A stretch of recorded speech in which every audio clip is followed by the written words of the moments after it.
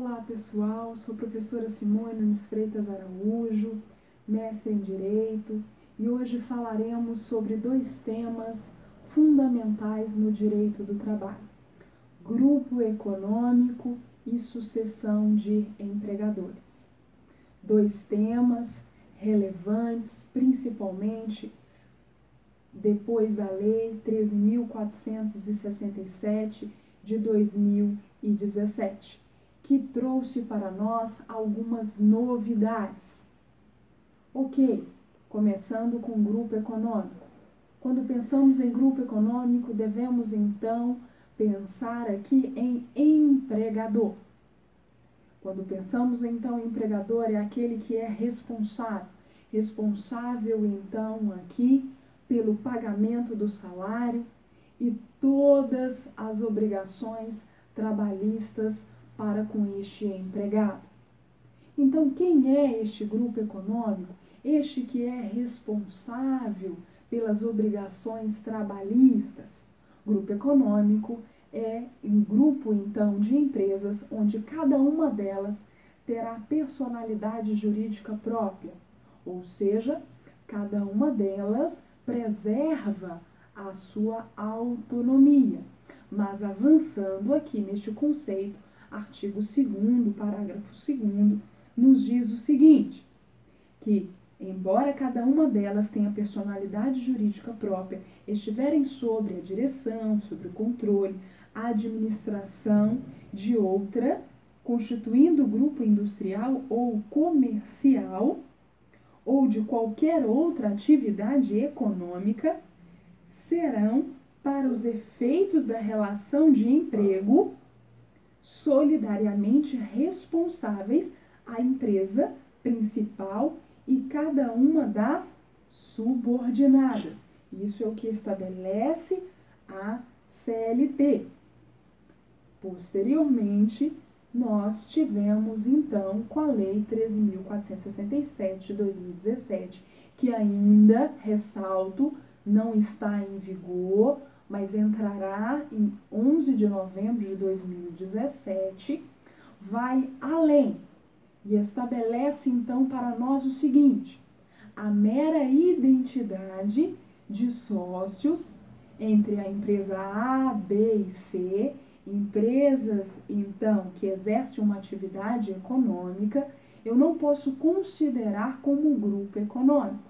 Então, para considerar como grupo econômico, apesar de, exemplo, eu, Simone Nunes Freitas Araújo, ser sócia majoritária da empresa A, B e C, e ter outros sócios aqui idênticos na empresa B e C, não caracteriza o grupo econômico.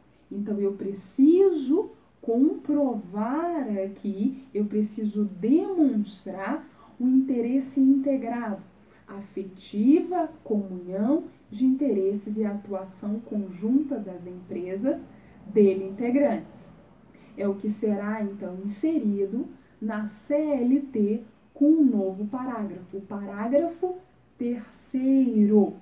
Então, repetindo, hoje, grupo econômico está na CLT, artigo 2º, parágrafo 2º, onde estabelece para nós quem é o grupo econômico, nada falando a respeito sobre a mera identidade de sócios como não caracterizadora do grupo econômico. A partir de 11 de novembro de 2017, teremos o parágrafo 3º, que estabelecerá para nós que apenas a identidade de sócios não caracteriza grupo econômico. Então, devendo aqui comprovar aqui a demonstração de interesse integrado. E comprovando, gerará uma responsabilidade solidária. Quer dizer, um determinado empregado que labora numa das empresas que compõem esse grupo econômico, posteriormente, ao identificar que o seu fundo de garantia não está sendo depositado ou não for respeitado, então, o exercício de férias, terá, então, direito de promover uma ação na Justiça do Trabalho, onde será responsável por todas as obrigações trabalhistas, não apenas a empresa A que compõe esse grupo econômico, mas todo o grupo econômico, uma vez que a responsabilidade ela é solidária. Ou seja, se a empresa A não tem bem suficiente, a empresa B, a empresa C, elas são responsáveis, elas pagarão, elas quitarão aqui esses débitos trabalhistas, ok?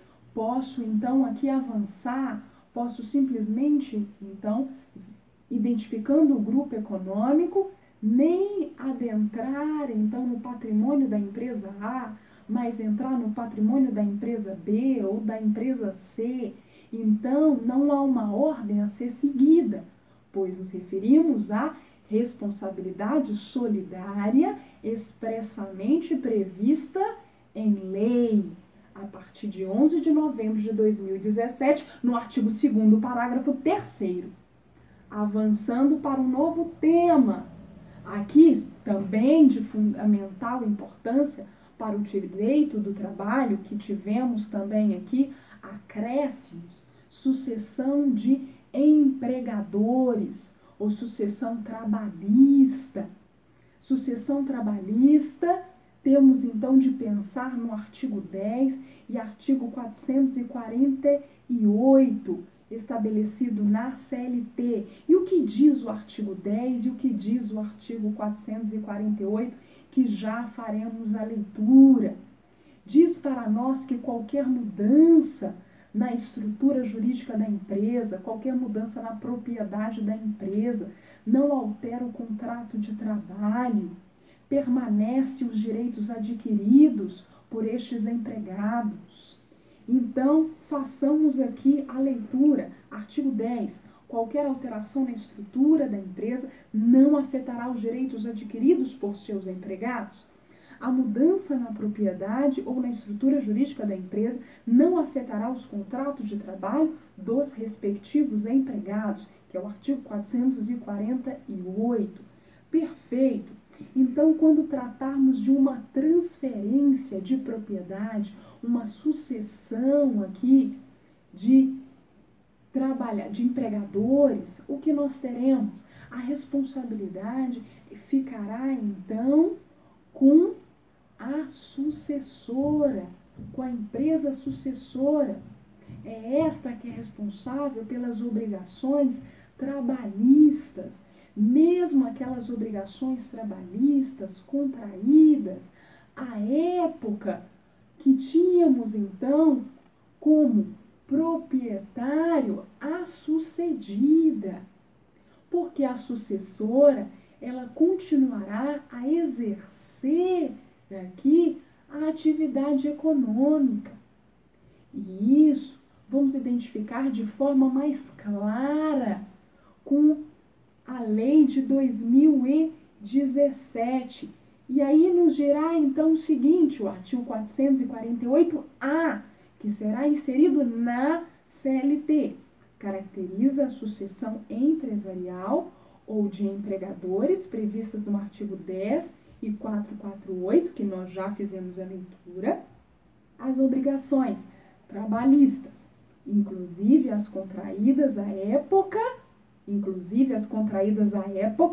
que os empregados trabalhavam para a empresa sucedida, são de responsabilidade do sucessor.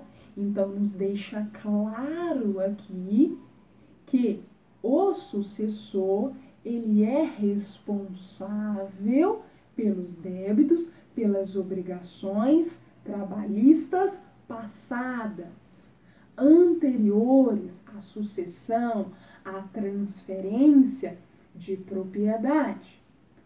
Ok, mas aí vocês poderiam então questionar, então a sucedida, ela não paga, não tem mais nenhuma relação com as obrigações trabalhistas, nenhum dever para com essas obrigações trabalhistas. Calma. avançando as mudanças desta lei de 2017, nos diz então o seguinte: o sócio retirante responde subsidiariamente. Então, haverá uma responsabilidade subsidiária, diferentemente de uma responsabilidade solidária. Responsabilidade solidária aqui não há um respeito de ordem. Responsabilidade subsidiária, eu tenho de respeitar uma ordem a ser seguida. Então, primeiro, quem é responsável? Já falamos. Isso mesmo, a sucessora. Mas, aqui a sucedida poderá vir a pagar algum débito trabalhista, mas temos um prazo para isso. A sucedida não pode ficar aqui, por todo o tempo, por toda a vida, responsável por débitos trabalhistas. E aí temos artigo 10A, que será inserido na CLT.